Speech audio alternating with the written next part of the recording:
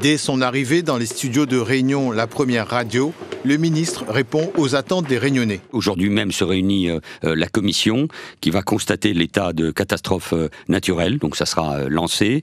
Moi je mobilise le fonds de secours pour les Outre-mer qui est directement à ma main, pour les biens non assurés, pour acquérir des matériels de déblaiement et de sécurisation, pour les biens de première nécessité. Une auditrice qui se fait le relais de ceux qui ont tout perdu interroge Manuel Valls sur la franchise réclamée par les assureurs. Alors qu'ils ont la tête sous l'eau, on leur applique une franchise de 380 €.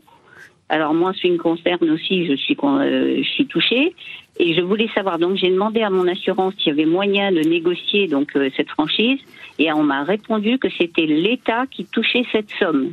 Les assureurs, comme les bailleurs privés, je l'ai entendu hier, doivent pleinement jouer leur rôle de solidarité. Personne ne peut aujourd'hui s'enrichir sur le dos des gens. Les vents violents de plus de 150 km/h ont détruit de nombreux toits, construits parfois avec complaisance. Les matériaux inadaptés et les économies sur les agrégats contribuent aussi à des constructions en dehors des normes. Pourquoi pas revoir les normes à La Réunion sur la construction ?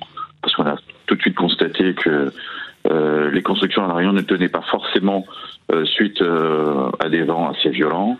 Des obligations aussi envers les mairies, nettoyer totalement les ravines. Il y a aussi la responsabilité qui doit être celle des acteurs de du BTP. Et je ne mélange pas tout le monde. Il y a des gens qui font parfaitement leur travail. Et on le voit bien avec ce vent qui a soufflé à plus de 200 km/h, les bâtiments qui ont tenu ou qui n'ont pas tenu. Interpellé sur le rôle déterminant des associations, le ministre des Outre-mer a annoncé que l'État procédera à un nouvel examen des PEC, Parcours Emploi Compétences. Notre département a perdu 4000 contrats et le taux de prise en charge par l'État passe de 60% à 53%.